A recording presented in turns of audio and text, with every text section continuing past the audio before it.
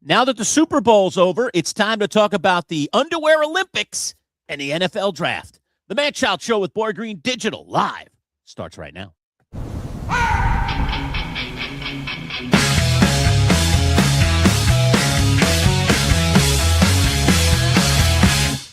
Let's go! It's time for the talk to you. 'Cause when comes sport, it's all we're gonna do. If Boy Green is always on the scene, it was gonna always bring to life. So get ready, get ready, 'cause here they come. All right, welcome aboard, everybody. Happy Wednesday. It's our Wednesday live show, Manchild Show with Boy Green Digital, presented by our friends at Northeast Roofing Professionals. NERPCNY.com to find out more. Now's the time to make that appointment for your roof. Get it checked out. Maybe you want to get a new roof. Find out. Get it priced up. Go see our friends at Northeast Roofing Professionals. And you see scrolling below us today. Today's video brought to you by our friends at the Allen Floral Group, in particular St. Agnes Florist. But they have 6 of them across the central New York area. And you see that little scroll for Valentine's Day, which is this Saturday, 10% off online flower orders. Just use the promo code Manchild10 and just go to allenfloralgroup.com, and then they've got all the florists listed there, so you can pick the one that's closest to you here in the central New York area, and then order your flowers right there. I have mine coming on Friday morning. Already made the delivery. Got my 10% off. I'm ready to go. So again, Manchild10 to get 10% off. Don't forget to take care of your sweetheart. That's very, very important. For Valentine's Day. Don't be left in the lurch, as they say, using a little play off my last name. All right, welcome aboard. And joining us now, we're a little football talk. You've seen him in our NFL picks, but now he joins us live. I think this is the first time he's been live with us from Between the Hash Marks on Substack, his NFL Insider, little independent journalism site. Let's talk to the one, the only, Mr. Matt Lombardo. What's up, Matt? How are you? What's up, gentlemen? Fantastic. We're good. With you. What's the giggling? All right.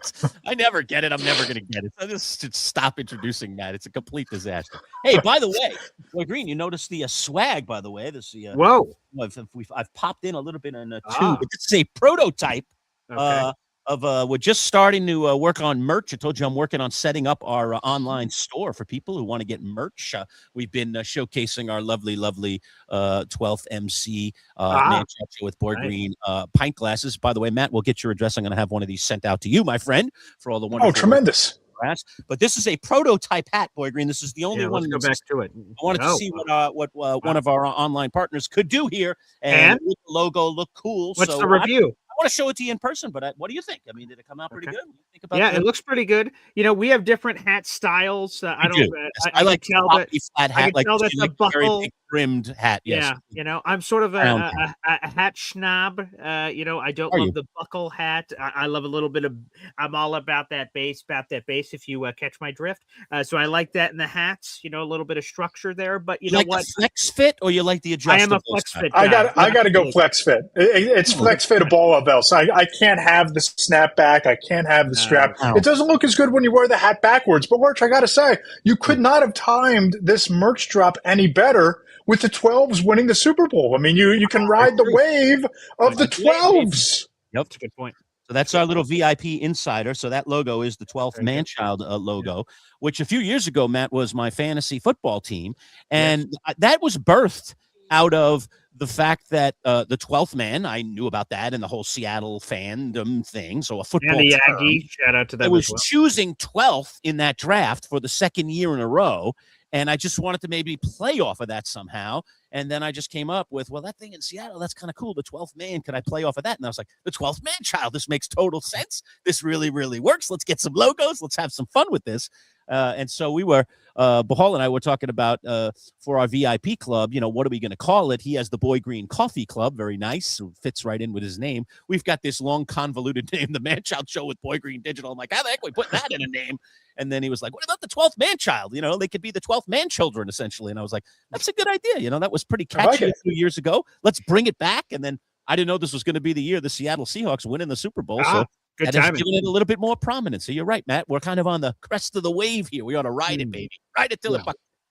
100%. So again, Flex fit number 1, no question about it. Snapback number 2, again, when I was a younger, hipper kid, I used to wear the snapbacks, thought they were the cool thing. I have several of them, but I prefer flex. And then there's a pile of malarkey, and then there's the buckle. So there's a massive power ranking there. But yeah, so if we can work some flex fits are probably more expensive, so we're going to work that into the merch budget shop. But yeah, I'm interested. Yes. I know the odd thing. Yeah, you could if you go with the flex fit, you could actually write out the Manchild show with Boy Green along the fit.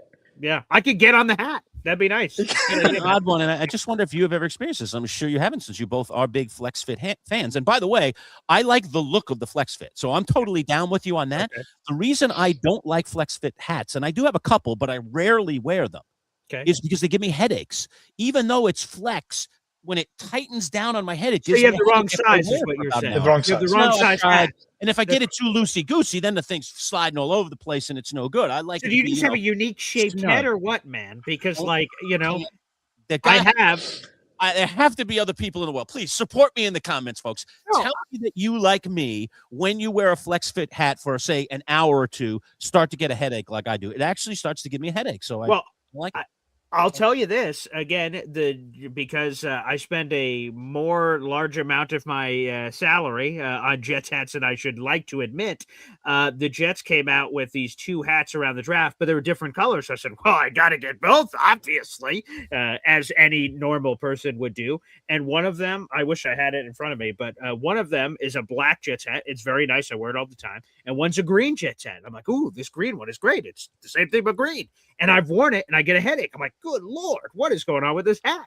And then I see, and the green ones have a deficiency, and apparently it's built into every hat because I've bought it, returned it 12 times. So I'm like, it's a deficiency in the hat, so I can't wear it. But it's basically tighter than the size allows, so I get headaches. So no, I'm not saying you're a crazy person. I'm not saying we should throw you in a padded room because you have headaches when you wear these hats. But get a bigger size, man. I think there's a line here between, it's too tight, my massive brain is melting, and oh my God, I'm wearing a dress on my head. I think there's a fine line in between, Lurch, and I think that what we need to do.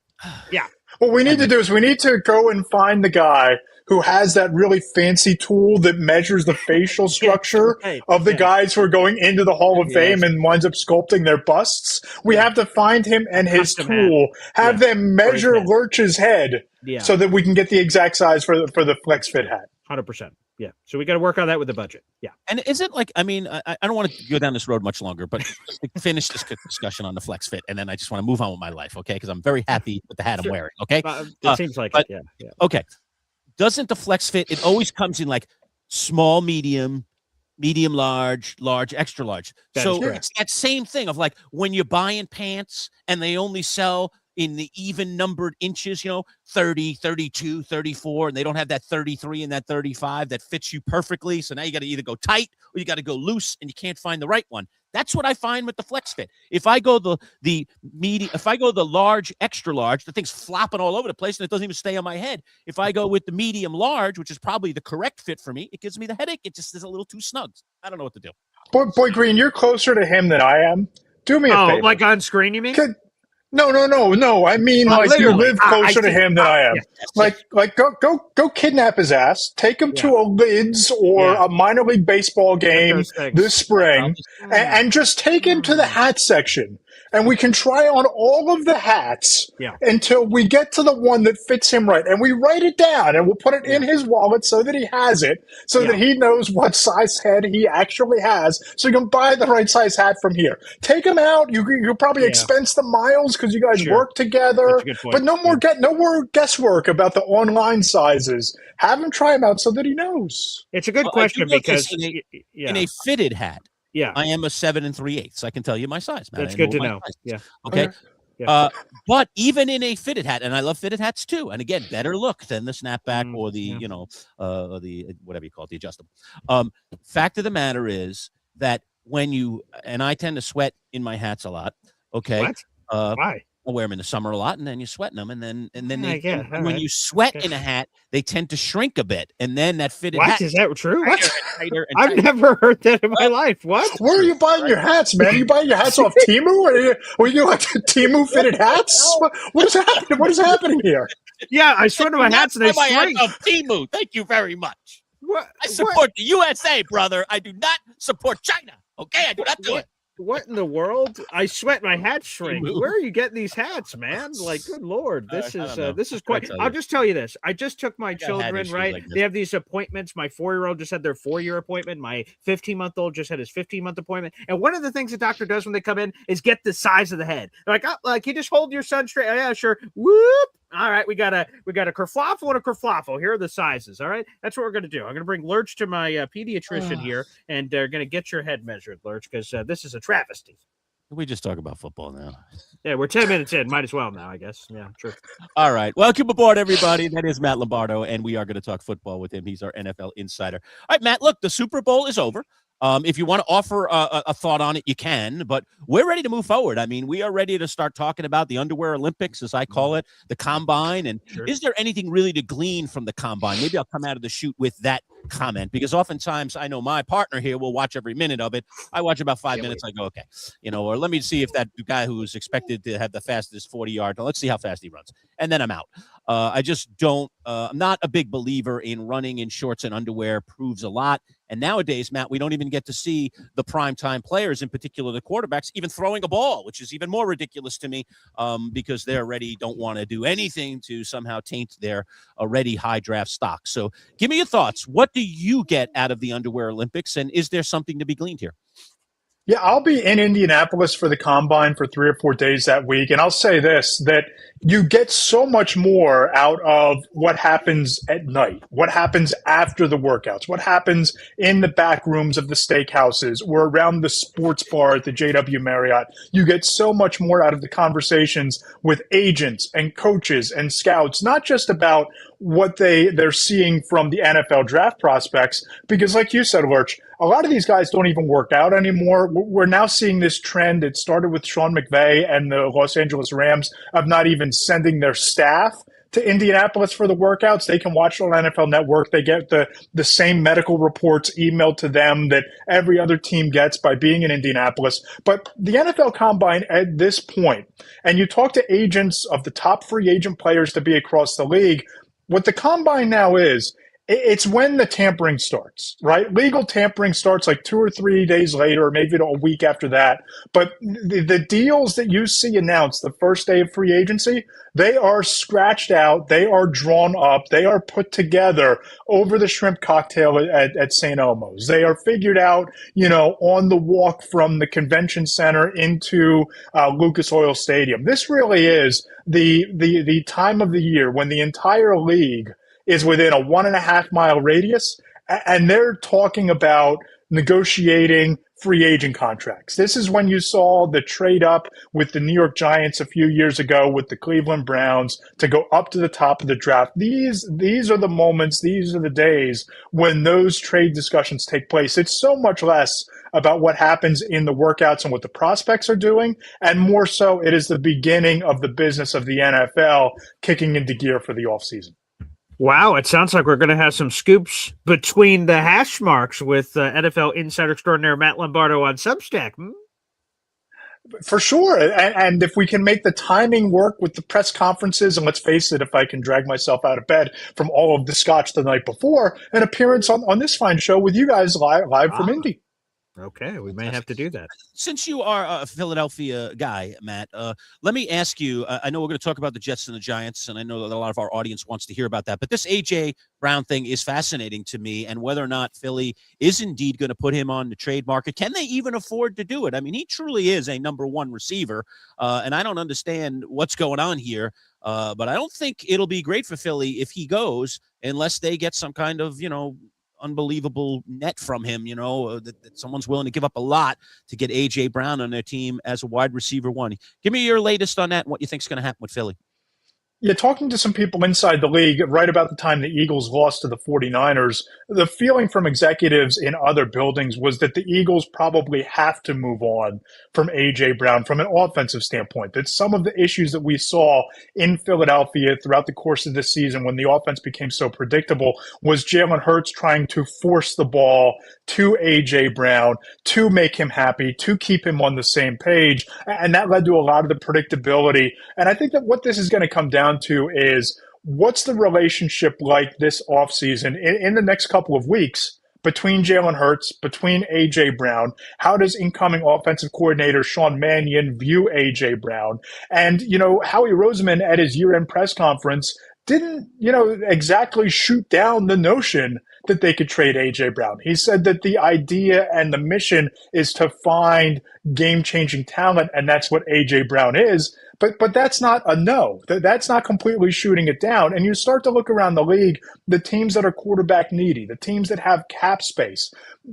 Yes, it's going to be expensive for the Eagles to move off of A.J. Brown from a dead cap standpoint. But if there's a team that's willing to part with 2 second-round picks, maybe a first-round pick or so with cap space that can accommodate a long-term A.J. Brown extension, I think there's a non-zero chance that he is elsewhere next year, because this just feels like when you're looking at the exodus of Jeff Stoutland, the offensive line coach, you're bringing in a brand new, wide receivers coach, a brand new offensive line coach. It just feels like this is a bit of a transition year for the Eagles, and I'm not so sure where A.J. Brown fits in moving forward from here based on how last season ended. All right, Matt, I'll give you 2 teams. You tell me which team is more likely to end up with A.J. Brown. They're both in the AFC East. Is it the New England Patriots or the Buffalo Bills? Reuniting with old Mike Vrabel there with New England, or Buffalo and their desperate search to give more weapons to Josh Allen? I think it's the Bills, only because I don't think that it ended that well between Mike Vrabel and A.J. Brown when the trade went down on draft night. No, I've been told that it was other people inside the building that were driving that bus. There have been whispers that it was Mike Vrabel's decision to move off of A.J. Brown, but the Bills certainly seem desperate to add wide receiver talent around Josh Allen. And for all we talk about him being an MVP caliber quarterback, their lack of big play dynamic receivers, there was a spotlight shown on that in the playoff loss to the Denver Broncos. You promote Joe Brady from within, so you're talking about kind of a status quo schematic, moving forward from here. You drop A.J. Brown into that wide receiving core with that running game, with James Cook, with Josh Allen, you can elevate the ceiling pretty quickly. So I could see the Bills being one of those teams that's motivated to put the Keon Coleman debacle behind them. You bring in a receiver that takes a lot of the pressure off of Coleman's development and just might raise the ceiling on what Josh Allen can be and what he can, power that franchise to be in the next couple of years here.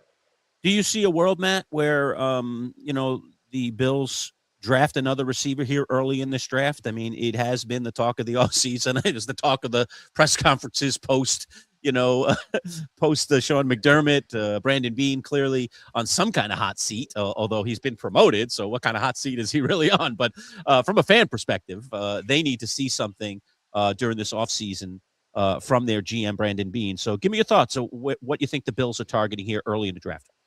Yeah, I think that what Brandon Beane did last year in the NFL draft was really a disservice to Josh Allen and the offense. I mean, I get it. I get how you can watch the Super Bowl. You can see the Eagles front seven just terrorize Patrick Mahomes, stack him 5 or 6 times without even needing to blitz. And you think, okay, let's replicate that plan. Let's get more dominant along the line of scrimmage. Let's invest 3 of our first 4 picks in front 7 defenders, including our first round selection. And I can kind of see the vision.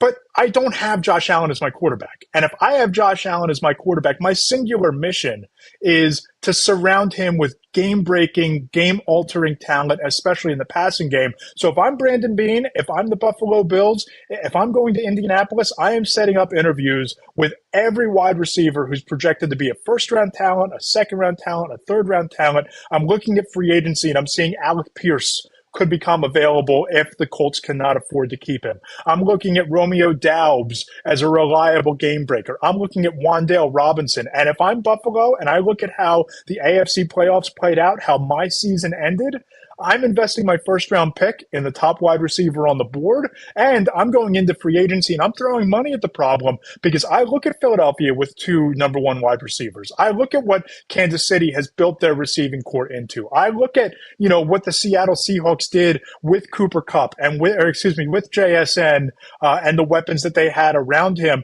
And I just think that you need 2 wide receivers, and it's long past due that the Bills go out and make a concerted effort to upgrade that position. All right, let's go to the chat. We see a Manchild Boy Green digital membership was just gifted to the universe, Benny. Hell yeah. Here we I love go. it. Oh, yeah. Thank The you, love Terry is Tate. being spread. So I Yes. do a little sounder now, Matt. Every time we get a membership, we give you a little Terry Tate. Hell yeah. Hell yeah. Love it. Yeah, that's nice. Little laugh. Shout out, by the way, for number one Austrian Jet fan for gifting that membership out in the audience. That membership went to Hoolers123. Thank you for joining the Manchild Show of Boy Green digital membership. Now, normally, Matt, you know this very well, being on my show, that when a membership is gifted on my program, you hear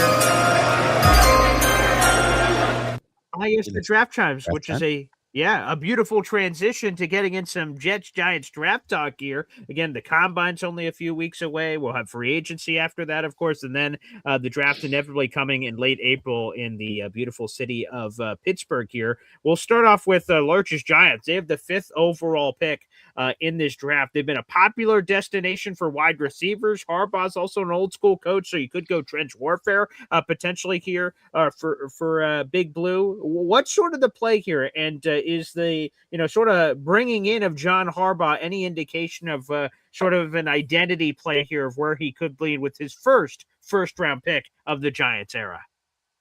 Yeah, I look at the Giants and I think they're really fascinating, right? Because you could easily see them go out and take a Carnell Tate out of Ohio State, and you would have 2 really dynamic wide receivers with Tate and with Malik Neighbors. You have Cam Scatterbo, you have Theo Johnson. There's your turnkey offense, right? That's Jackson Dart's set of weapons for the next 5, 6, 8 years in New York. But if I'm Joe Shane and if I'm John Harbaugh and I'm looking at this and I'm looking at spending the past 15 years trying to build out an offensive line with Andrew Thomas as the only real discernible asset that I can point to and say that we have the trappings of an elite offensive line, I'm looking and I'm taking the top offensive tackle on the board. Now, Francis Maluga from Miami is probably gone at that point, but you look at, the kid from Utah, the name escapes me, but he didn't allow a sack last year, only allowed 1 sack the previous year. I'm getting a bookend tackle because I look at what the Chicago Bears did. And I look at the fact that Caleb Williams went from having to withstand 68 sacks as a rookie to 24 this year, and how trading for Joe Thuney and trading for Jonah Jackson and signing Drew Dalman really elevated that entire offense. I think that I get more bang for my buck drafting a bookend right tackle to Andrew Thomas than I do going out and getting another wide receiver, because I can re-sign Wan'Dale Robinson. I can bring him back. I can go into free agency and I can find a wide receiver, or I can draft one in the 2nd round. But franchise offensive tackles with this organization's lackluster track record of drafting and developing them, they need to get that right. And an offensive tackle can set the rest of your offense up for years to come. I'll tell you. By the way, that is Spencer Fano. Spencer Fano is the name we were talking about there out of Utah. Go ahead, Lurch. I'll tell you what would really make me sick, Matt. Forget about the Giants here for a minute, although we're picking at 5, and maybe we could spoil the apple cart here or upset the apple cart. It would really make me sick if the Kansas City Chiefs end up with Jeremiah Love. I do not want the Chiefs to get Love. Somebody in that top 8, right? Because I think they picked 9. Somebody in that top 8 needs to take that guy. I do not want them walking away from that draft now because they're expected to be a great team this year. They don't have that season that everyone's expecting. Now they find themselves way near the top of the draft, in the top 10 for crying out loud. Right.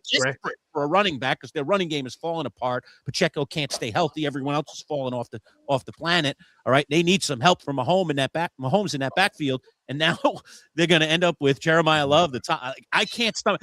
I would be in favor of the Giants taking him at 5, in all honesty, if it stopped them from getting him. And maybe he becomes the remedy for the Saquon Barkley mistake. Do you think there's any chance that the Giants would do that at number 5? That's how you get yourself fired. Okay. If you're taking a running back for the sake of preventing the Chiefs from taking a running back, when you have a hole at wide receiver, when you have a revolving door at right tackle, when you have cornerbacks that you desperately need to upgrade in that division because of the receiving cores that you're lining up against, and you take a running back that high, man, I just don't see it. I mean, I can get on board with the Carnell Tate pick. Have you seen our backfield? We got a hole there, too. That hole's as gaping as safety and cornerback and all those other things you mentioned. We got a hole in the backfield. We're still running Cam Scatterbo out there for crying out loud. Man, old man Singletary? Come on. When Cam Scatterbo was healthy, he was top 5 in forced missed tackles in the NFL. So, when he's healthy, he's a guy that you can rely on, and he's extremely cheap. You don't want to be spending a first-round pick on a running back when you're at that stage of your development. I mean, the Chiefs can go out and they can draft Jeremiah Love at number 9 because you look across the roster and what do they really need to do? What were they missing last year? They were missing a competent running game. They were missing, as my podcast co-host Mike Tanier on the Between the Hash Marks podcast says, normal ball. You relied too much on hero ball from Patrick Mahomes offensively. Jeremiah Love is a great fit for what the Chiefs need. The Giants have too many other bigger needs, and they need to stop picking in the top 5 or 6 of the draft. Taking a tackle or a game breaker is a quick way to change that. Yeah, I'm not proposing they're going to do it, Matt, so I'm not off on my rocker crazy that they're going to go do that. I just don't like this idea. Is there somebody else in there? I mean, let me follow it up with this. Is there someone else in that top 8 that could take Love and that it makes sense? Let's talk about 100%. A very popular destination is the New Orleans Saints at 8 to surround Tyler Shuck with a lot of talent. I've seen that very popular. Love end up in the 8th overall haul. Although I do just want to give a tip of the cap to Lurch. Matt Nagy revenge angle for reason to take Jeremiah Love 5th overall to get back at the Chiefs. I hadn't thought about that, Lurch. I haven't given that a lot of brain power, so I respect that. But that's been a popular one that I've seen. But I think that's the highest I've seen him go, quite frankly, is 8. I don't think I've seen him in any other, outside of Jet fans who have done a mini trade back of their own mock drafts where they drop back from 2 and get crazy. Realistically, the only place I've seen him, if he's not going to the Chiefs, is the Saints at 8. Is he a top 5 talent, Matt? You think he's a top 5 talent? Let's ask you that question. Yeah.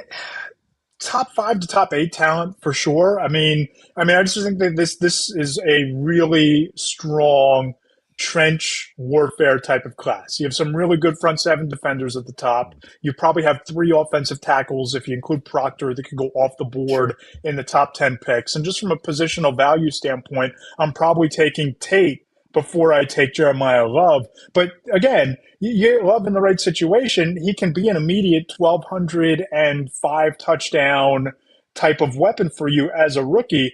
It just comes down to how badly do you need a running back? How important is the running back position to what you're doing? In New Orleans, as Paul, you mentioned, you take a lot of pressure off your second-year quarterback who they've now felt very comfortable building around. In Kansas City, he could be the missing piece in an offense with Xavier Worthy and a Travis Kelce and a Noah Gray and Patrick Mahomes and a decent offensive line. But you start looking at other places, Tennessee, I think they're still another year away talent-wise and roster construction-wise from a running back mattering. The Giants have other holes. The Jets, if you're going to draft Jeremiah Love, you might as well throw a bunch of money at Breece Hall or Kenneth Walker because you have the money to spend and you have other needs that you need to fill with guys on affordable rookie contracts, such as a front 7 defender, such as, maybe a cornerback. There are just too many things that you need to do where drafting Love doesn't make a whole lot of sense.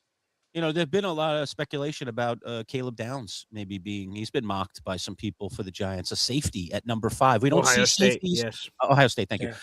We don't see safeties go that high very often, but there have been a handful of them, some successful, some not so successful. Do you take a safety at 5? He's a good player. A lot of people really like him. Yeah, and I think that that's one of your needs. I mean, I thought they got a lot out of Tyler Nubin a year ago, but I think that that's still anything in that secondary, I think, is where you need to be looking in terms of your priorities for the defense, right? Because along the front 7, you have 3 prolific edge rushers in Brian Burns, Abdul Carter, and Kayvon Thibodeau. You have Dexter Lawrence. You have the pieces to be a dominant defense. But what you need is what we saw from the Seahawks. Why were the Seahawks so successful in those nickel blitzes with Devin Witherspoon? Because they had so much trust in the other cornerbacks that they could leave them on an island.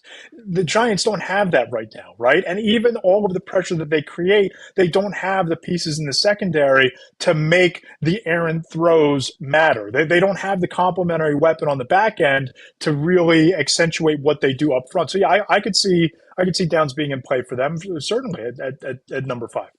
Matt, is there a lockdown corner in this draft class? I know we're very, very early, but I mean, boy, the Giants could sure use that. They took a swing at Tay Banks a couple of years ago. It's been very lukewarm, not even really very good.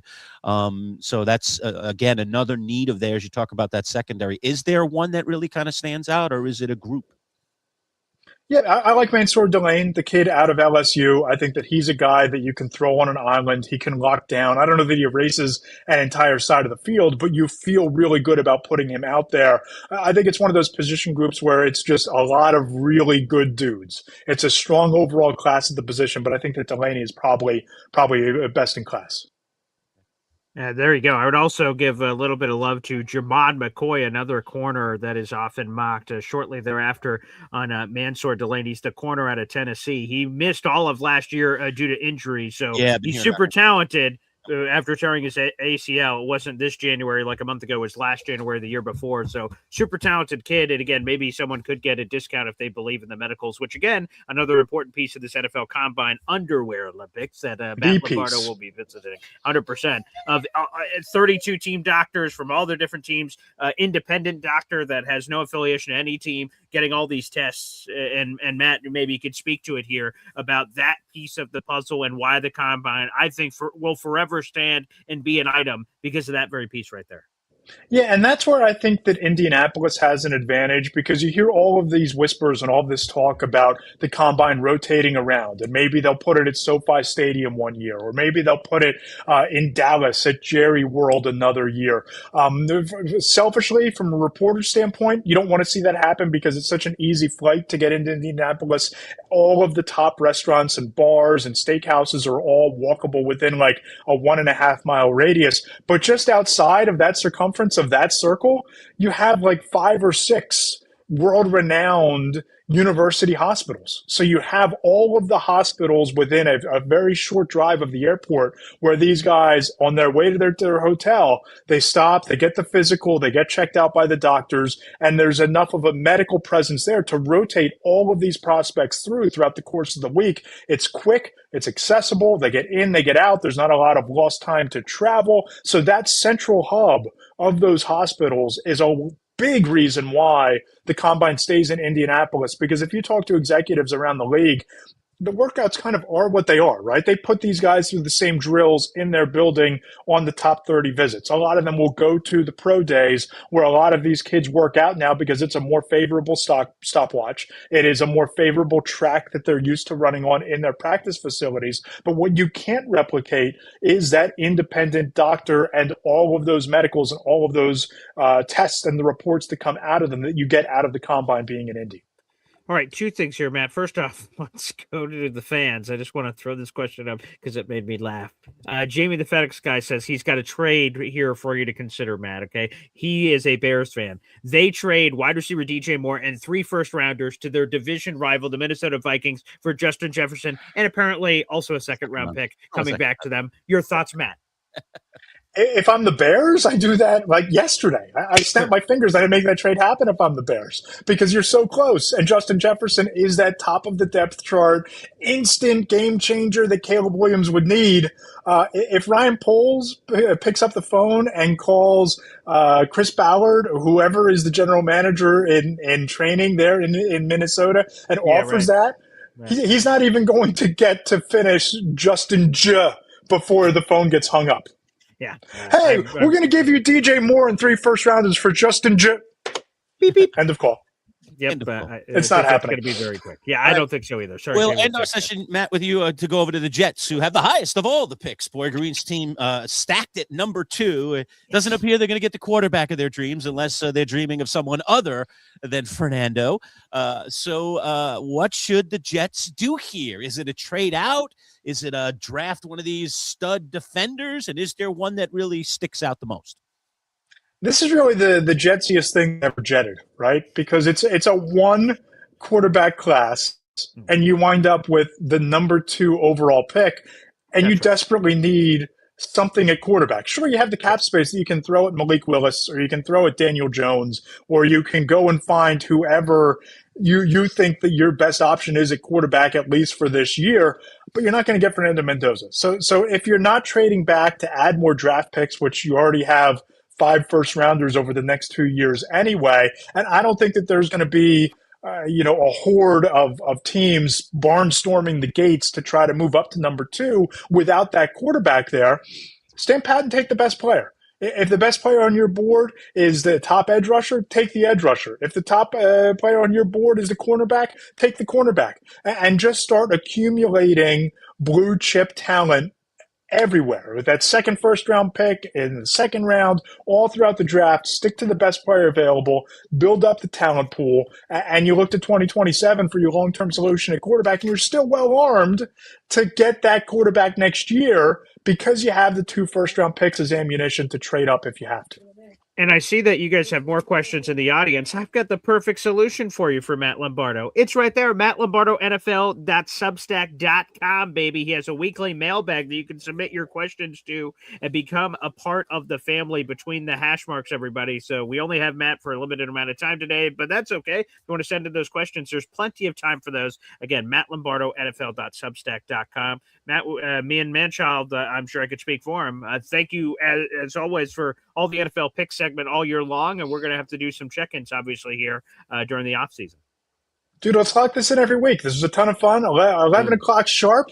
We'll get the hat situation figured out, so we don't have to worry about that next time. Order a snapback now. Sure. A flex fit. Come on, Lunch. But the great thing, if you allow me, I'll tell you that much. Yeah, that's for sure. Go ahead, Matt. The great thing about the mailbag is that if you have questions, get them to me on social media or subscribe to Between the Hash Marks and hop into the subscriber chat. I take those questions and I ask them to the top agents representing a lot of these players, a lot of these draft prospects, or I'll shoot a question to a front office executive or a coach or a general manager, get their answers to your questions. And the mailbag column runs every Friday at Between the Hash Marks, Matt Lombardo, NFL.substack.com. Matt, thanks as always, man. Always a pleasure to get together with you. We'll talk to you again next week. You got it, boys. Talk to you then. All right, I'll work on the hat thing. Please do. Today's show presented, I should say, by our friends at Northeast Roofing Professionals. And today's video is brought to you by our friends at St. Agnes Florist, part of the Allen Floral Group. And you see below me that running scroll. You can get 10% off your online flower orders if you order from the Allen Floral Group. It's allenfloralgroup.com. And then use the promo code MANCHILD10. Very easy to remember. I've already ordered my flowers. Get yours ordered. They will deliver. Mine are being delivered, so I don't even have to worry about it. Boy Green. Nice. Go buy it. Just deliver it for me. All right. It's fantastic stuff. So save yourself 10% with our friends at Allen Floral Group. With that in mind, let's take a moment, learn a little bit more about our friends, and then we'll be back with more discussion about the NFL draft, the combine, and anything else that's on your mind. Get in the comments right now. And don't forget, if you're not already a subscriber, please click the subscribe button. If you are a subscriber and you want to be part of our membership, you can join in our memberships. Just go to our YouTube page right there, youtube.com/@MCShowDigital. And then there's a little button that says join right next to the one that says subscribe. So subscribe should be checked already. And now just click on join and you can join. And we have 3 different levels and you can see all the cool perks, including some cool emojis that you can put in there for yourself, including my dog Mookie. I'm still waiting for the first person to pop up a Mookie emoji. You're going to get my attention if you do that. I might even play a video for you if you dare to do that, like we do when we get the multiple subscriber situation where people buy multiple subscriptions. You get a little special video, and we've got a whole slew of them that are pretty cool. All right, so let's just take a moment, and then we'll be back. More of the Manchild Show with Boy Green Digital right after this. Finding the right local roofing company can be tricky. You don't want to hire the wrong roofers, or you could end up spending a fortune on repairs. The pros at Northeast Roofing Professionals can ensure your home is protected by a strong and sturdy roof. Locally owned and operated, over 30 years experience, free estimates, and competitively priced. Don't settle for an inexperienced roofing contractor. Turn to Northeast Roofing Professionals. Discounts for military and first responders. Reach out and let them put a sturdy roof over your head. NERPCNY.com. NERPCNY.com.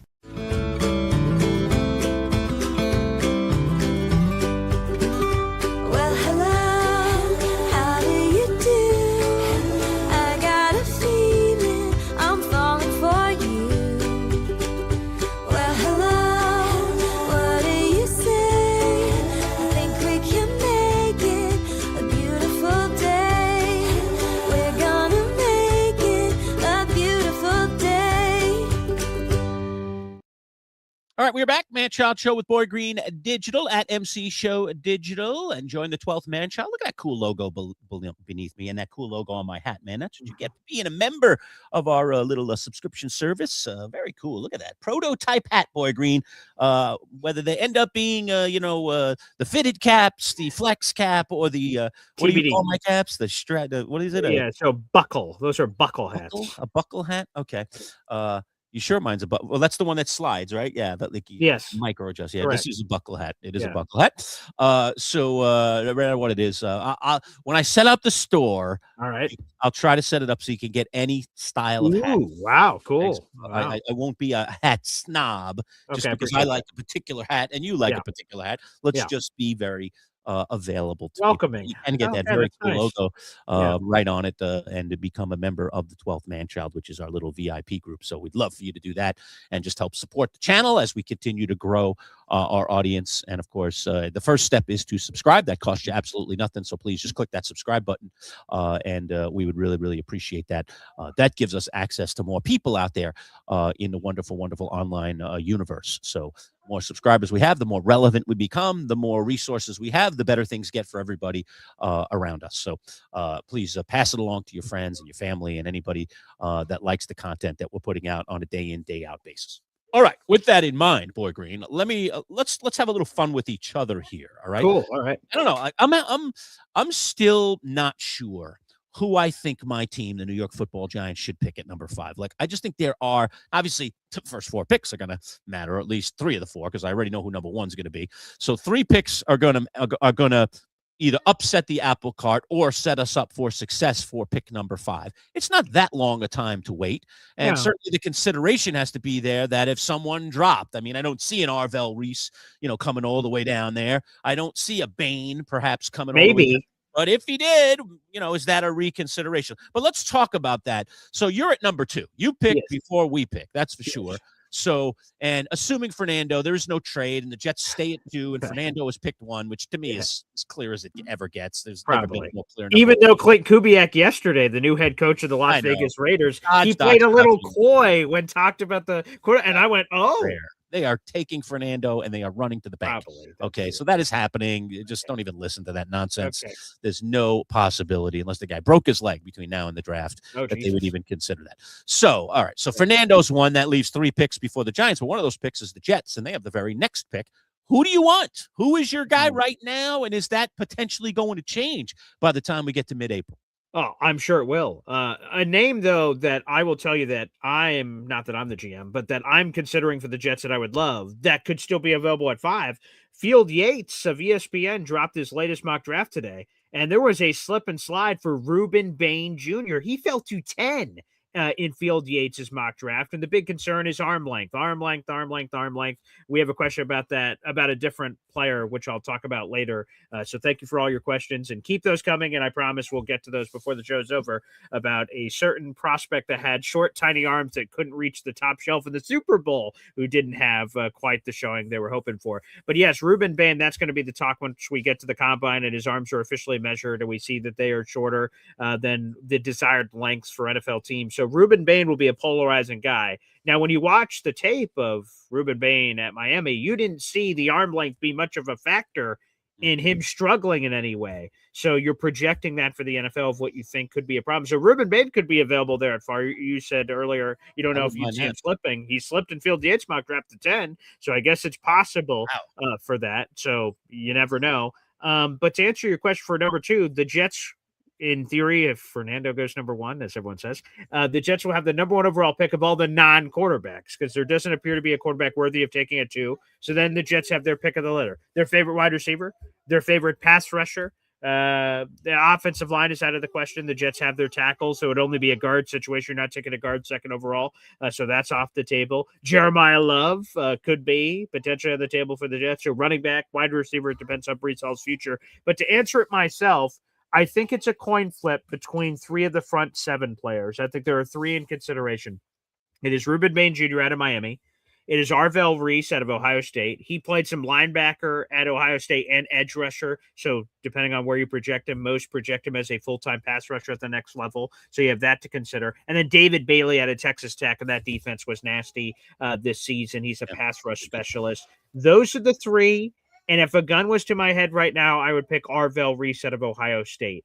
You need a creative defensive mind, so that could be of some concern if you don't believe AG is that guy, because, again, he's played some Mike linebacker, he's played some pass rusher.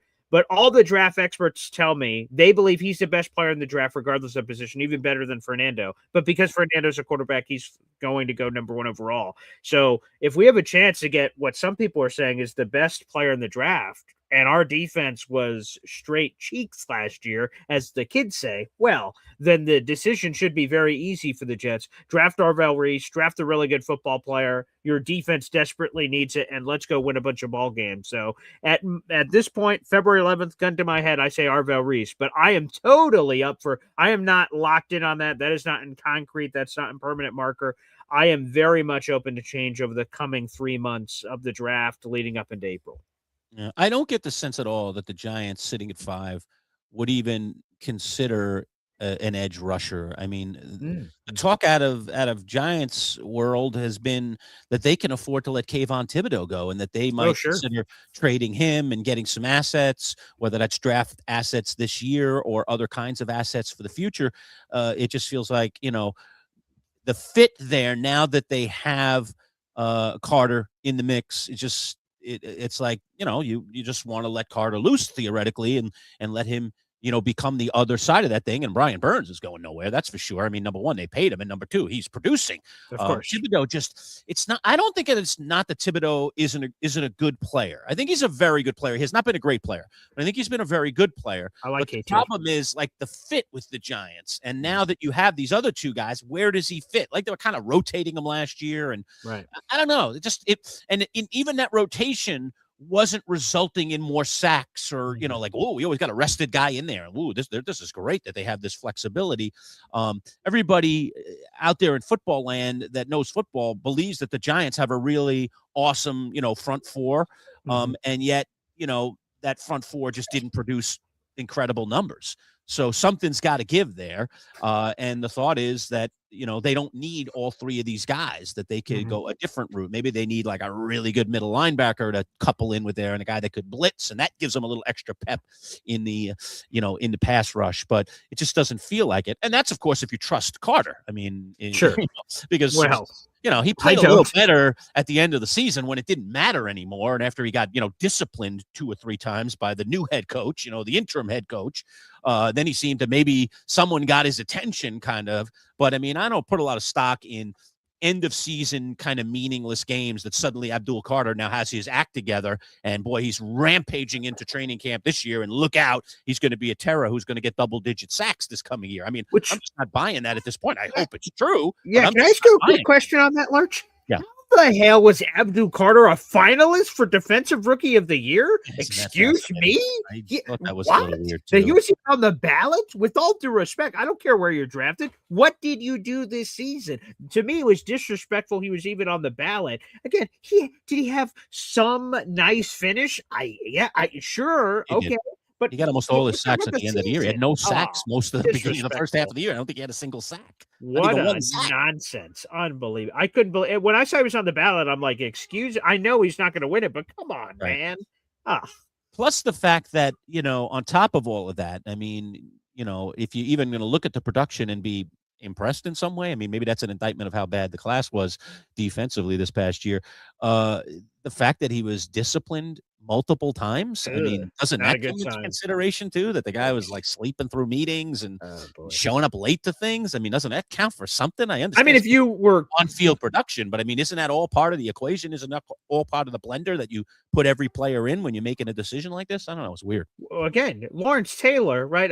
Bill Belichick tells the story that he came into a Giants defensive meeting room. He saw Lawrence Taylor sleeping in the back of the room, and he notified Bill Parcells, and Bill Parcells said something like, don't disturb him. Like, don't wake him up. The joke is like, no, he's good enough to, sort of be fine sleeping. Again, if Abdul Carter had that kind of production, that'd be one thing. He didn't. So yeah, and this is the hope, as Boss Girl 8 says here. I think Abdul Carter heard the wake up call, and now with Harbaugh there, he'll be just. Well, I hope so. You better hope. That's it. I mean, if he turns into a bust, if Abdul Carter turns into another Evan Neal. I know Evan Neal's an offensive lineman. Right. If he turns into another Evan Neal, this is a disaster of epic proportions. Definitely. I mean, I don't think that's going to happen. I think he's too talented. Okay. But it still is a matter of, can he get his head on straight? Can he be dedicated to professional football the way that professional footballs have to be dedicated to this game to be very good to great players? I'm not very sure he will. I'm not sure either, because some guys just don't do it. They just, whatever it is, they don't have that thing, because there is something to be said about being a pro, okay? We use that term sometimes, being a pro. But there is something about being a pro, especially at the NFL level. And it just seems like here in the early stages of Abdul Carter's career, it's only been one season. People have had bad rookie years and come back and had tremendous Hall of Fame careers. So that's certainly not impossible. But he needs to get it together quickly. I do think that this changing of the guard coach, he's going to be held accountable. Harbaugh's not going to let him get away with stuff. Right. I don't know. Do you jettison off Thibodeau in the hopes that Carter? Ooh, that's risky. There is a little bit of risk there. Because could you imagine Carter that? Is the dud. Exactly. You want to still have Thibodeau and inevitably pay him. All right. And now you have your bookend guys, and Carter becomes the odd man out, or gets jettisoned off for somebody else who believes they can fix him, because you look at him and you say, we can't fix this guy. This guy just doesn't know how to show up in time for a meeting. This guy doesn't know this guy isn't doing his homework. He's not coming to practice prepared. Let's get him the heck out of here. Let someone else try to figure him out, because we're not going to be his mental coach here. All right. Let somebody else figure him out. Let's get rid of him while he's still worth something, because he was still, after all, a top 5 draft pick. And there's going to be people out there that are going to say, oh, come on, that guy was a terror in college. Look at that film. Let's take him. Let's give up a really good draft pick or a really good player for this guy. Yeah, I would be very concerned for the Giants, and that's the worst possible case scenario. Is the double dip. You bet on Abdul. We drafted him top 5. He's our guy, and I know KT was also drafted top 5, but a couple years ago. But the contracts of when you have to pay them, those decisions come up. You say you're the Giants. You're like, we're trading Kayvon Thibodeau to insert team wherever. We trade him off. Abdul Carter ends up being a bust, and KT's a superstar for someone else. Oh my gosh. Like, you're the judge. You're like, geez, Alou, we totally blew this thing. In theory, we had this great NASCAR package of Sexy Dexy, Dexter Lawrence, Brian Burns, Kayvon Thibodeau, and Abdul Carter. And then all of a sudden you destroyed it from the inside with how you handled that. So, oh my goodness, that would be nuts. I see this Twitter response from CBW saying, ask the Giants about taking a running back at number 2 overall. Look at this. Both of our jerseys hanging up are from the same draft class. I got old Darnold, old Sammy over here from 2018. He's got Saquon Barkley from 2018, 2 and 3 in that respective draft. Absolutely. So, hey, again, I know Jet fans are going to be bothered by the Jeremiah Love talk. Here's the fact of the matter. Rubber's going to meet road here in a week, less than a week, actually. The Jets franchise tag window opens up. Do they tag Breece Hall or not?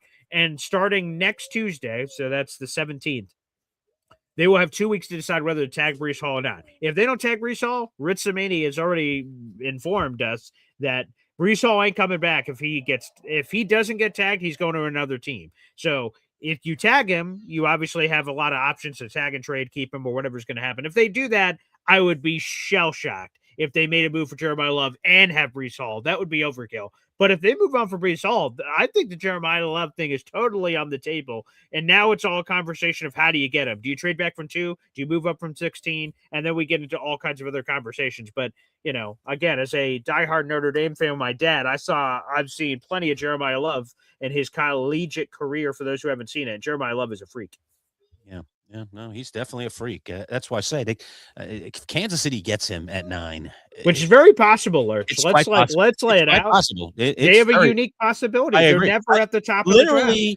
There really is only a team or two that could potentially go that route. That's there now. I mean, trades can happen. Obviously, things can change. But if we look at the draft, the top 8 right now in front of Kansas City, and assuming Kansas City doesn't trade up, all right, let's just say they stay at 9.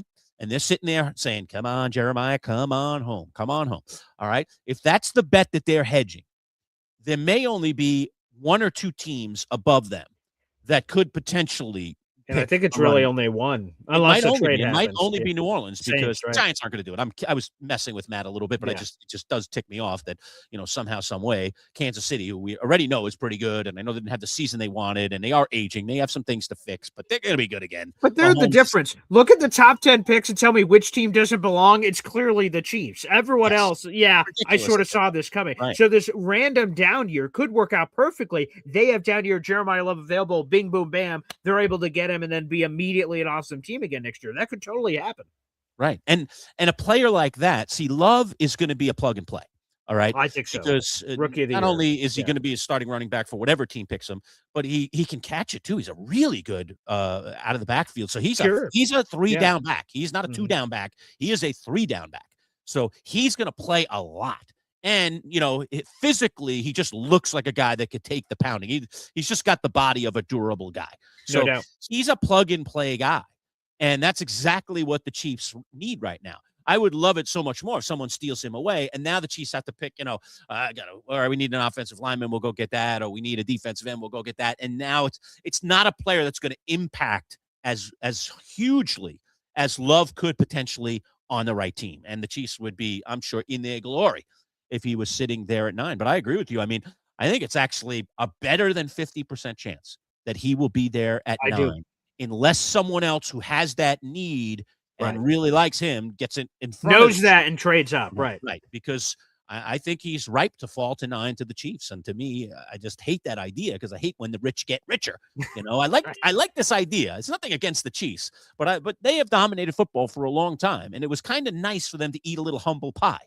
Okay. And I don't want to see them just like, oh, this is just one little hiccup and Mahomes got hurt at the end of the year. Okay, just write it off. We're just as good as we always were. And then boom, they're right back on the beam this year. Like, I want to see them go through the struggle that other teams have gone through. You and I know this struggle very, very well. Of course. Giants fans. So I just don't want to see them just hop back in and just be ba-boom, we're right back to where we were. I mean, because they're going to be good with Mahomes. Assuming Mahomes comes back healthy, and all signs are that he will, all right, they will be good. They have other things to figure out. They might not be as good as they once were, but with Mahomes, they're a winner. Okay, they're not going to be this again. No way, unless they had devastated. I'd be surprised. Right, unless Mahomes, his injury and the recovery timeline of things is complicated. I would be surprised. So let's not give them a gift at the top of the draft that they so desperately need. Let's make them pick a position that isn't as big an impact position. Let's make them pick a safety or a linebacker or something else. Okay, at that spot, a guy could still be a great player, but he's not going to be that impact player that I think Love has the potential to be on that in that particular offense in that particular situation, and it fills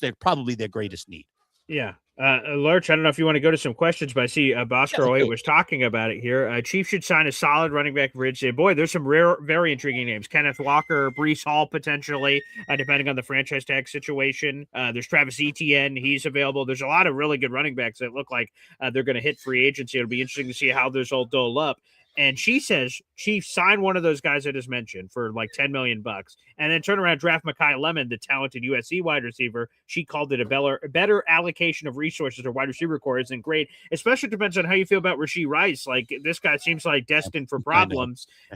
So I'm not so sure how much you can trust that young man with everything he's got going on. So yeah, they're in quite a pickle, but when you have Patrick Mahomes, you have the quarterback solved, it's easier to figure out the other stuff. Yeah, that's not the worst take. There's nothing wrong with that take either. I mean, again, if you can, but who is that $10 million running back that gives them instant credibility in the backfield? Because where I stand on running backs. I mean, I hate that the Giants let Barkley go, but at the time, all cards on the table and honesty being the best policy, I was like, I don't know, like the injuries, I mean, clearly, man, all that draft capital, boy, it is tough to walk away from this, but, can't we get similar production from someone a lot cheaper and not, but I really loved Saquon the person. So I was really, really twisted when that whole thing went down. But I have to say that as much as Joe Shane has been maligned for it, I was kind of quasi in agreement with him. And that's primarily because they decided to pay Jones.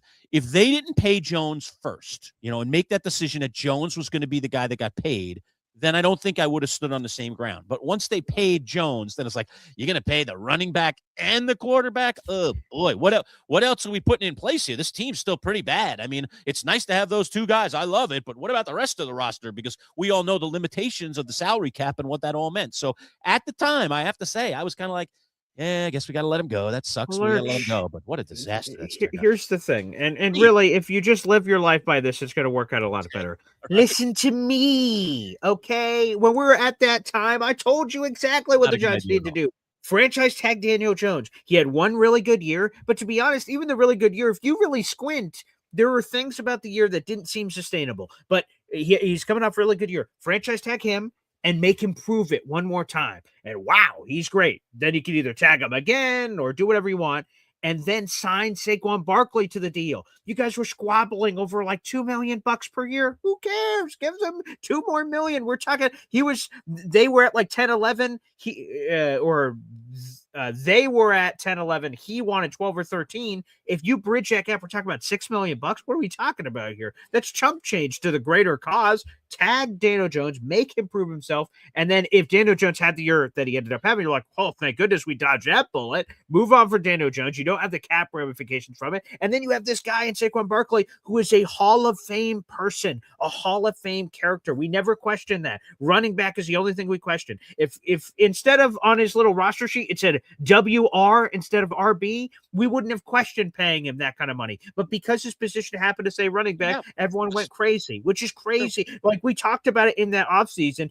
Like Danny Amendola is getting paid 10, 11, 12 million. And everyone's like, oh, of course, that makes no sense. Saquon 10, 11, 12 million. Whoa. You can't pay that. What? Yeah. But you can pay that to Danny Amendola? I just don't get it. We just overrate positions a little too much. So, Lurch, quite frankly, you and your Giants would have listened to me. And you'd be much better off, my friend. In the end, what was sickening to me is that, I mean, sure, but I guess by running back standards, it was a good deal for Saquon. But it really, from what all the reports were about what the Giants were potentially offering, we were talking about $1 million or $2 million difference. I mean, it's, add an extra year. I mean, were you kidding me? You're going to let your guy go and you're that close? Like, if you're already there, you might as well just take the extra hit, like just step one more step. That's what made no sense to me at all. Yes. If the Giants were offering, 60% or even 70% of what Philadelphia or other teams are offering, all right, I get it. Like, that's a lot. But when you're that close, when you're nearly there, and you're going to mince about, one more year, an option year, or an extra $1 or $2 million a year in today's world of sports, it's a pittance. It doesn't make any sense whatsoever. Right. And listen, Joe Shane and the Giants have paid the piper on this one. I mean, that championship by Philadelphia and the way that Saquon played that year is the best year, essentially that he's had as a pro. I mean, the proof is in the pudding. The Giants blew it. There's no sugarcoating it. They absolutely, positively blew it. Yeah, and one of my favorite shows to watch, Lurch, I just have always loved these shows. I don't know if my dad just put it on, are the Pawn shows. Pawn Stars. There's a lot of different ones you could go to. And I'm a history nerd, so I sort of love like when unique items are brought in from history and then they give us stories about it and things of that nature. That's sort of fascinating to me. That's always piqued my interest. But then you have a seller and you have the buyer, which is the pawn shop. And Rick Harrison is always like, the best I can do is $5. Like, he's just always this cheap bastard. Yes. Mm-hmm. But like, you start getting into heavy negotiations. He's at $500. You're at $300. And then you start bridging it a little bit closer. Yeah, 5's the best I can do. The other guy goes, could you go 4? And then eventually you get to a point where they're like, hey, can we just split the difference here? Let's go $450. Right. And the buyer, the Pawn Star, wants the item enough. The person doesn't want to hold on to the item anymore. And you both are intrinsically motivated to get to a common place.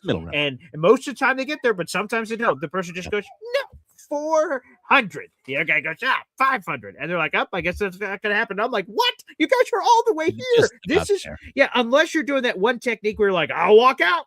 And you like start to walk out. And then it's like, but. And then you get that one little last point. But outside of doing that technique, I just don't understand. Bridge the gap. Obviously, the Giants should have done that, which is crazy. So, it's silly. But, to me, again, with running backs in the first round, look at Jahmyr Gibbs in Detroit. That one looks pretty good. So, Bijan Robinson in Atlanta. That looks pretty good. So, I think, unique scenarios, case by case. I do the walkout at the car dealership every single time. Does it work? Always works. Oh, see, there you go. If you're in negotiation, I want the car. I like the car. Yeah. yeah, that payment, so just a little too much. That price, just a little too steep for me. Yeah. Well, I'm giving you this. I'm giving you a great place. It's an absolute good deal. Look at the rebate you're getting. This is as good a price as you're going to get. Yeah. All right. Well, thanks. I got to keep looking around. That's what I say. Yeah. I got to keep looking around, but thanks. And up you go. And they're like, and then like you're heading for the door, Come back. Let's sit down. Let's make a deal. All right. I told you what my number is. Okay. You're willing to come to my. All right. Okay. All right. Let me go talk. No, it's never all right. It's always, let me go in and talk to the boss. Let me talk to the manager. It's such the cheesiest thing ever. Is there a manager? Does that person even exist? Are they talking to themselves in the mirror? Go in there and talk about donuts, to be honest with you. Because I see you go in there and they just like kibitz in and it's like, it's not like, they're like looking at the paper, oh, you write down this number, like just like blathering. Yeah. So what do you think? I don't know. He's, can we give it to him for $380? I think so. We're gonna do it, right? But let's make him sweat here a little bit, make him feel like he's really getting a good deal, even though I'm still making a ton of money off him. Right. And then he come back out and go, yeah, right. Okay, we'll do it. Like it's hardship, and you're like, but Lurch, really? Tell me if you've ever pulled out this technique. Okay? So you just talked about it, right? You're in a car dealership. They have a number. You have a number. They're not getting to your number. Then you threaten to walk out, and you start walking out. They're like, "Oh no, come back." And then they're like, "All right, let me go talk to my manager." You're right, because everyone always does the whole manager thing. But you do this, right? He talks to the manager. They go back and forth. Then they come back. Fine, you got to deal with this. And they stick out their hand, and you go, "Whoa, draft day." The price now is not the price it was 5 minutes ago. I'm afraid the deal has changed. I know you've gotten down to this number, but you know what? We're not in the same world we were living in a few minutes ago. World. Actually, the deal is right here, and it's a little bit lower. If you don't want to go there, that's okay. I'm sure there's plenty of beautiful, well-established car dealerships around here that would love to take this price. You go to walk out again. Oh, okay. So try that draft day technique, Lurch, next time, huh? Yeah, and frankly, I think, I don't want to encourage people to do things. You make your own decision, but I think it's actually very wise choice, just to talk about it in car terms, okay, to use the car dealership as the great example, to go to more than one place, to not let the first place that sits down with you, even if the salesperson is really nice and you feel like they're giving you a really good deal, to go to a second and maybe even a third place before you make a decision. Now, you may find out that, wow, that guy really was fair. And listen, you're coming back in. The number isn't changing. If anything, when you come back in, that number probably improves even more because now they want to get this thing done. Right. But you're definitely getting the number you walked out with. And if that's the best number you've gotten across the three, okay, you have nothing to lose. Well, you got nothing to lose. And you may even get a better number because now you have shopped a little bit. And dare I say, you could play a little bit of money between dealerships, pit them against each other. Yeah. I've shopped around. I've talked to 2 other dealerships in the area. And to be honest with you, I like you guys. I like you guys the most. I just feel like, I want to give you my business. I want to come back to the table one more time. The last time we sat down, this was the number. Can you do any better? What you do? You give them the can you do any better?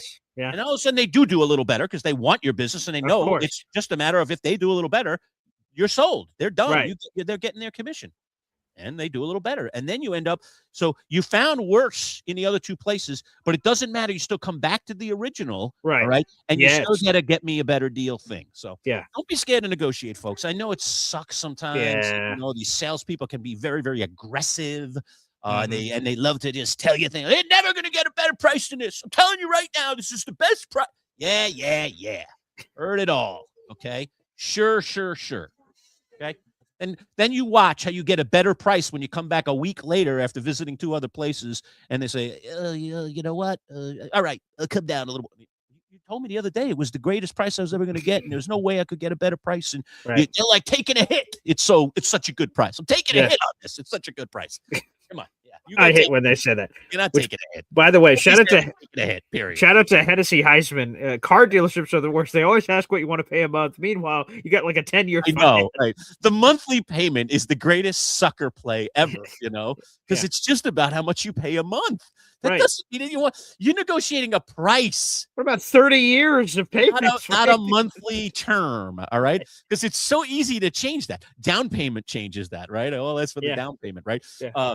Length of the loan changes that, right? Oh, we'll just make it a 7-year loan. Now you can even get 7-year car loans now on new cars, right? We'll give you a 7-year loan. The standard used to be a 5-year loan. That was as cheap as you could get it. Now you get a 7-year loan. So all of a sudden the payment's down another 50 or 60 bucks. And you're like, that's a great deal. Except you're paying that sucker for 7 years now. No, it's not a great deal. You're paying more interest. And in the end, you're paying more for that car. So negotiate. Lurch, look at this. Not the payment. We're influencing someone. Philly Doodle says he's doing this right now. He's looking for a used car, so he's going to try some of our techniques. Yes, okay. Philly, hey, this price. Go in, go out. Hey, they finally get to your price that you wanted. Then you're like, oh, yep, we live in a different world than we lived in a few minutes ago. Pull that draft day line and say, up, here it is. And then real quick, when you think they're coming to a price and say, okay, can we do this? And you say, actually, I got to make a call real quick. Okay. Walk out the door. You can fake talk to someone on the phone. Doesn't matter who you talk to. Then when you put the phone, hang it back up, walk into the room and say, I want one more thing. And they're like, oh my God. Okay. What is it? I want Putney. Give me Putney. I want Putney. And then they'll be like, what? Where did that come from? Say, it doesn't matter where it came from. I want Putney.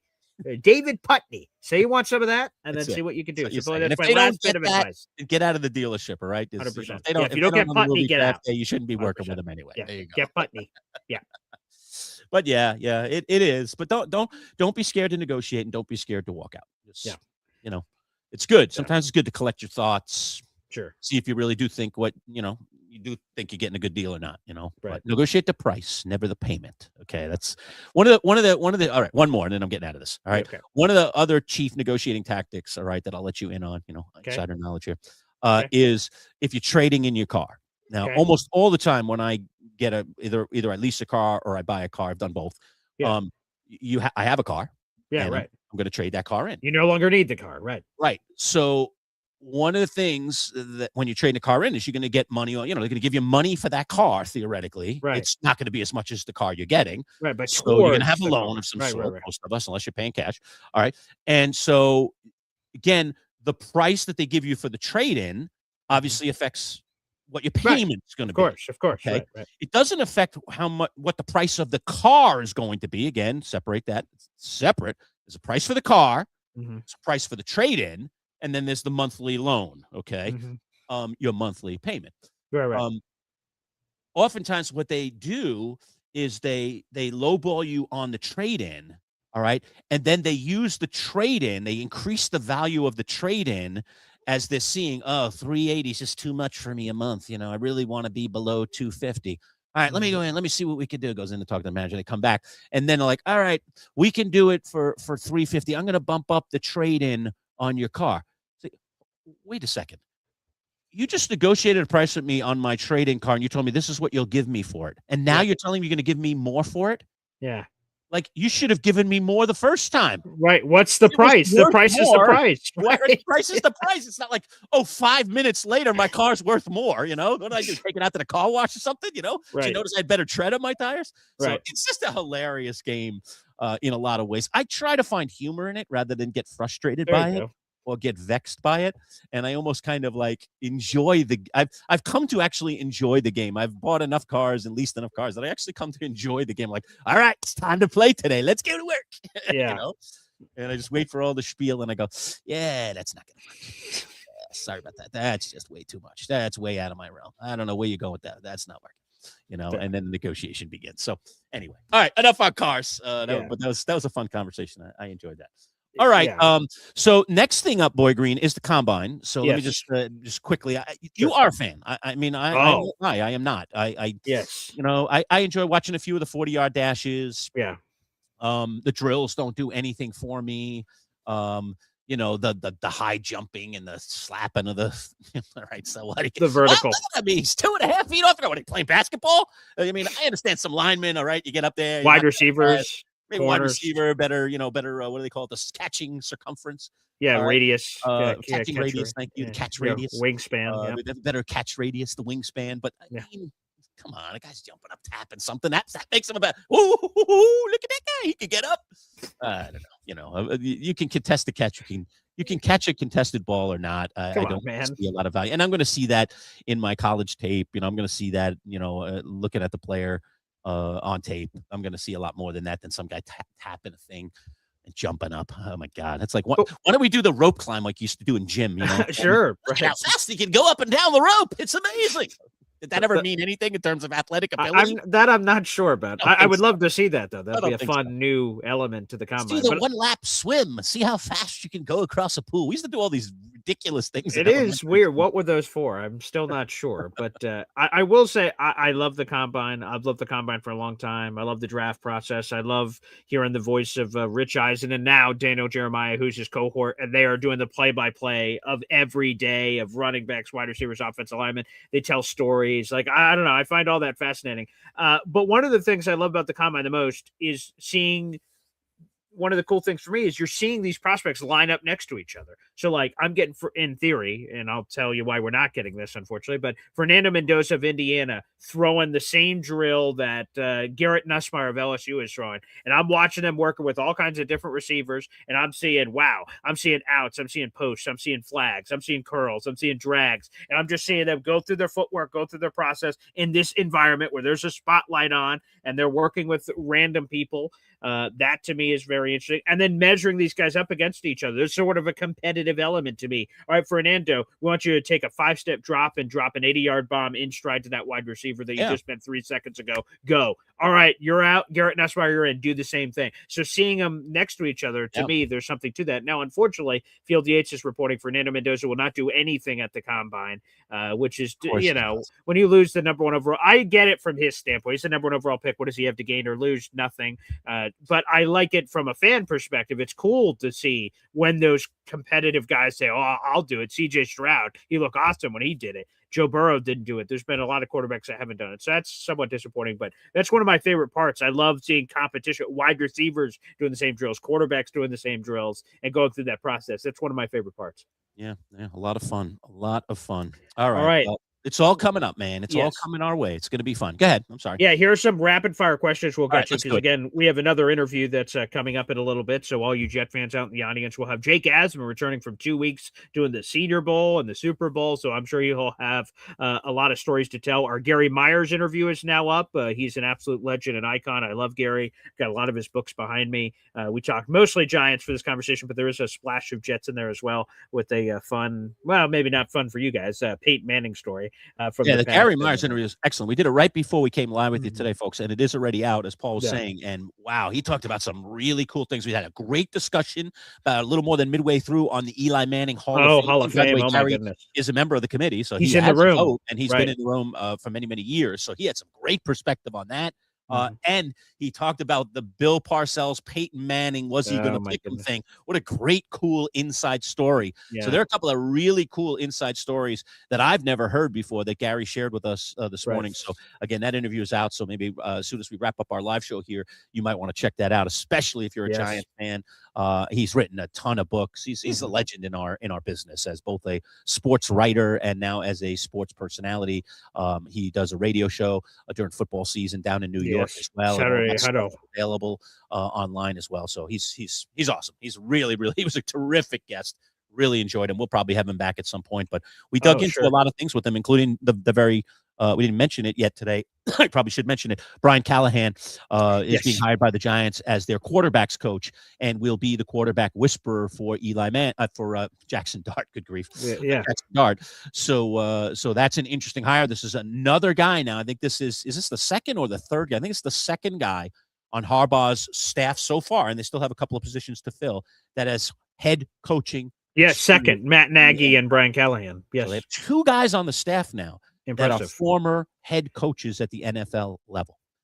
So that was a big hire for the Giants this morning. There was a lot of rumblings about who that position would be. T. Martin was being rumored, but they went out and got another cagey veteran guy who has a nice reputation in Brian Callahan. So we talked with Gary about that as well. All right, go ahead, BG. Yeah. No, let's get to a bunch of questions here. I had other questions, but I want to highlight some of these too. Okay. Boss Girl 8 says you should rent out your services as a car buying negotiator. Can you imagine, Priceline negotiator? I don't think he still does that commercial anymore, but I won't. My wife does her stuff separately. Yeah. Obviously, we have separate cars, right? She has a car, I have a car. Sure, obviously. And I, she cannot go out and get her next car without me being there. I have to right. have to be there. Okay, there you go. I'm the heavy. She's a total sucker. She would just listen to anything they say. Okay, that sounds good. She says, "Let me ask Jim," and I'll just be sitting there quiet, saying nothing. And I'll be, "Nah, that's not going to work." Yeah, good. It's good negotiation. Just a very dry, a very. That's just that's. But it's good to have that good cop, bad cop thing. I think that helps. It sort of throws the salesperson off because they're not used to embracing. In all honesty, I think we can do a lot better than that. Yeah. And I don't say anything else. Just leave it there. Just leave it hanging. The awkward, Yeah. Awkward pause. Make it as awkward as possible. Let me go back and talk to her. She's so nice, And it's not that I'm not a nice person. I am totally a nice person. We got to turn up that environment.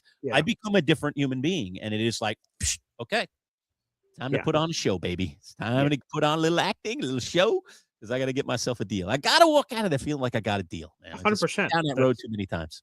That's the best way to do it. I see Hennessy Heisman's asking, who is the tight end the Jets drafted at the perfect combine score? There was Zach Kuntz, who was taken in the 7th round. Now, sometimes people are combine warriors, and they're terrible. They don't. That doesn't equate. Being a super athlete does not equate to being a great football player. But sometimes it works. DK Metcalf was a freak at the combine, and he's a superstar wide receiver, and he went like in the second, third round. So, you never know. Sometimes that can totally impact it. So, good question there from Hennessy Heisman.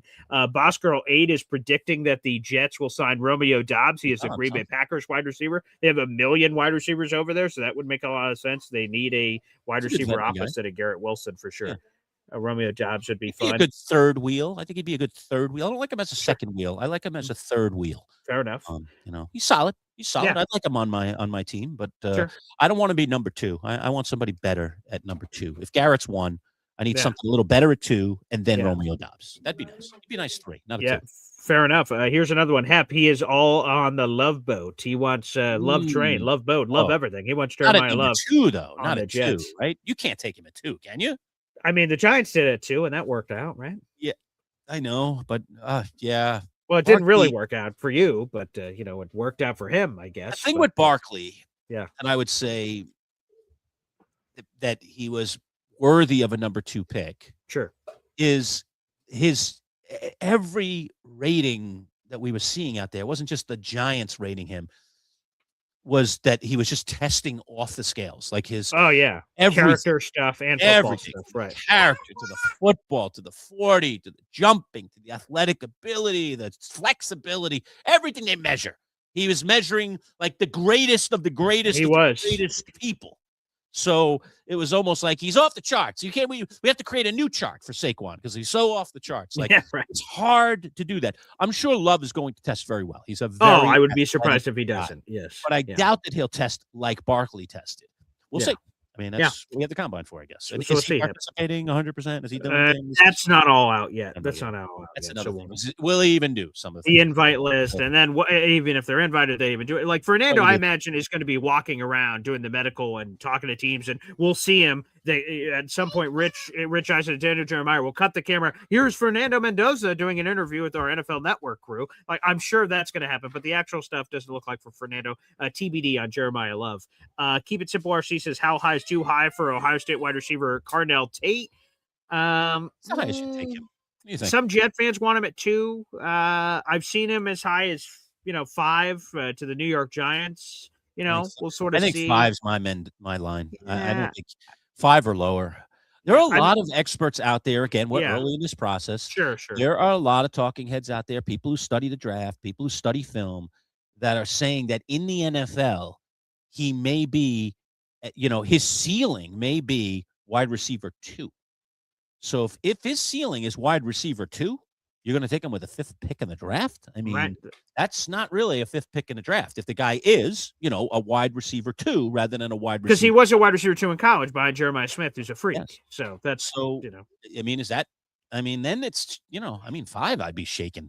The Giant, I don't know. One of the big needs of the Giants is wide receiver. So I wouldn't freak if they took him at 5, but that's more because of need, not because he's the highest guy on their board. That's fair. You know? Right. No. So another Giants are possibility. going to be a very curious pick at 5 if they stay there. It's going to be a very curious pick. We talked about this earlier. Boss Girl, it's just a no-brainer pick is Arvell Reese at number 2 overall from Ohio State. I can totally see that. True. Yeah. At this point, that seems true. We'll see if it changes. I teased this earlier, so I'll get to this now. Keep it simple, RC, says BG. After watching Drake May and Will Campbell get exposed. Oh, wow. This was not the comment I meant to highlight, but sure, we can address this. Talk about this. BG, after watching Drake May and Will Campbell get exposed, could the Patriots be in the quarterback sweepstakes this offseason? No. Drake May played terrible in the Super Bowl for the most part, but no, they're not going to suddenly be in the quarterback sweepstakes. They should be very encouraged by his play. As a Jets fan, I'm happy the Patriots lost in the Super Bowl. That brought me great joy. But no, they should feel good about Drake May. He was talking to perhaps Will Campbell is more of the conversation. He was the one who has short arms. That was much talked about last offseason. He got beaten with a rake during the Super Bowl. His short arms was very much in play for all kinds of Seattle pass rushers who had length, giving him a lot of problems. The Patriots made it clear they're not shifting him to guard. They're keeping him at left tackle, but he's got a lot of work to do. He just seemed totally unprepared for the Seattle pass rush. And to answer the other part of Keep It Simple's question, what's a greater concern, a left tackle with T-Rex arms or an edge rusher with T-Rex arms? To me, it's always on the offensive lineman for having You can have a lot of different ways to skin a cat. We had a Syracuse legend around here, Dwight Freeney, who had the spin move. And he's too small. He's too small. Right. We have, pass rushers have spin moves. We have pass rushers that are bull rush specialists. We have pass rushers who are finesse players. To me, it's always on the offensive lineman. When you have God-given Tyron Smith, always jumps out to me for his arm length as a crazy guy coming out of USC 15 years ago. His arm length and size was like unbelievable at tackle. I think it's always better to have that. I think you can have a good pass rusher that has short arms. We've seen it in the past. As an offensive lineman, keeping a guy at arm's length, that's 100%. Kind of a big deal. I see Philly Noodles jumped in here. I always love Philly Noodles. I always think he's a very astute viewer and has a really, really cool things to say. So he's talking about signing Derek Carr. So there's this rumor that Derek Carr wants to come back. Is this still speculative? Has Carr announced anything? Carr has rumblings, but I haven't really read up on it. So yeah, I did a show on it this morning, actually. Okay. Yes, there are legitimate rumors that Derek Carr can come out of retirement. He retired last year because of a shoulder injury, and he has since it's all healed, basically, apparently, and he'd come out. The Saints have his rights, so unless they cut him, they would have to trade him to somebody. So it would take some level of compensation. Yeah, I'm going to flip back to his earlier comment. That was the one I was actually caught my eye, and that is he could see a scenario where we sign Carr, talking about the Jets, all right, and then draft either Nussmeier or Aller. Okay. Yeah. Now you have a young guy kind of in training, and then you've got a guy that theoretically can take over at this point and keep you stable, for be the bridge quarterback, as we call it. And Carr is an interesting specimen just because, it did seem that he kind of prematurely stepped away, wasn't completely washed by any stretch. He's still relatively young. Do you know how old he is, Boy Green? I believe he's 34. I mean, that's very reasonable these days. But I don't know. He's 34. He turns 35 at the end of March. Okay. So he's a 35-year-old. And I don't know. Is there any connective tissue between Derek Carr and Frank Reich or Aaron Glenn? I always think those connections can be meaningful when you have a scenario like this. Actually, there's an extra coach beyond of who you mentioned who is in the running. That is Bill Musgrave. They hired him as a quarterbacks coach. Now, people may remember Bill Musgrave way back in the day. He was a fourth-round pick of the Dallas Cowboys at quarterback in 1991. He was supposed to be Troy Aikman's backup. Long story short, they didn't keep him around very long, and he ends up winning a Super Bowl as a backup with the 49ers and Montana and Young and everybody.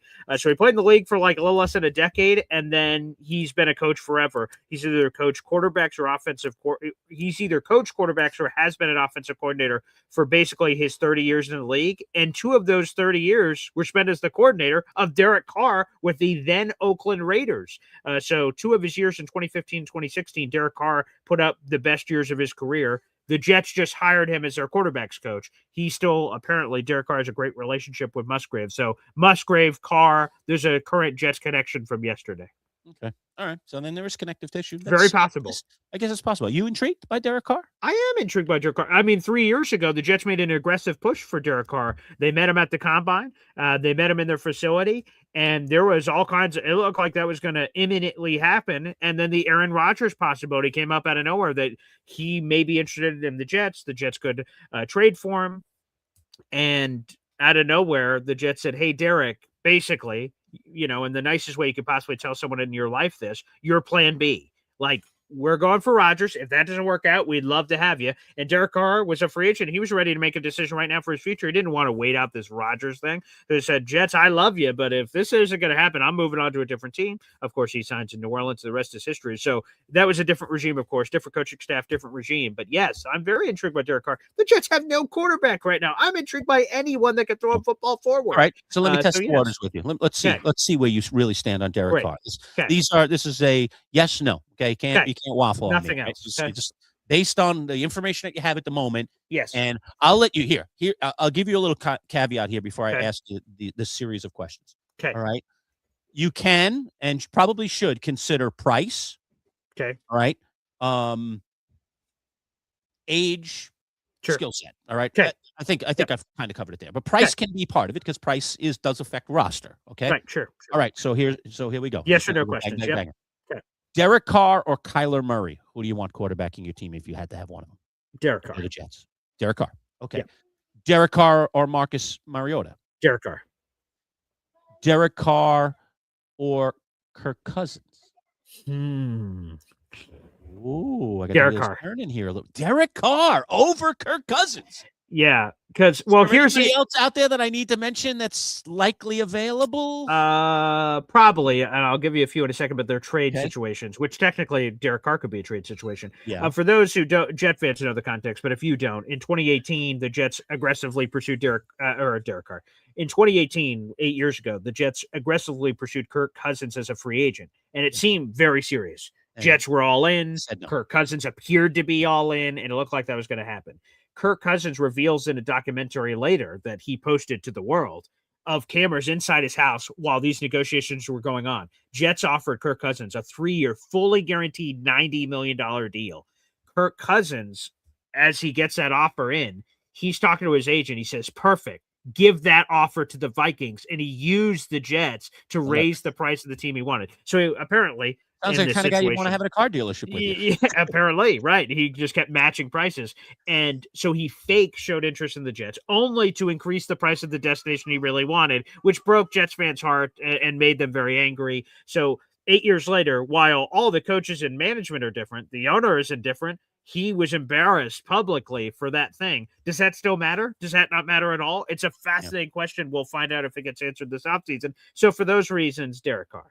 Okay. All right. Wow. So there's no doubt upon running that quiz by you, that little mini quiz, that that the top guy on your radar that is potentially available. Yikes. Yeah.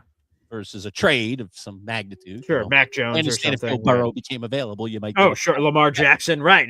Sure. Right. But of the guys that are out there, you are a Derek Carr guy. Wow. I did not expect that at all. Wow. I didn't either, to be honest. Fascinating. Fascinating.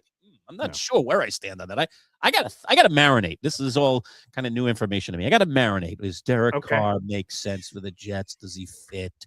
What does he do that the Jets need? I don't know. All right, one last thing before we sign off, because we have to get to our next interview. But Bosco 8 asks, BG Cousins is a smart businessman. That was the best option for him at the time. It wasn't personal. If the Jets are his best option, he'll want to come here. Yeah, right. So probably true. The guy's the best agent in the business. Right. Hey, Kirk Cousins, you do what you want.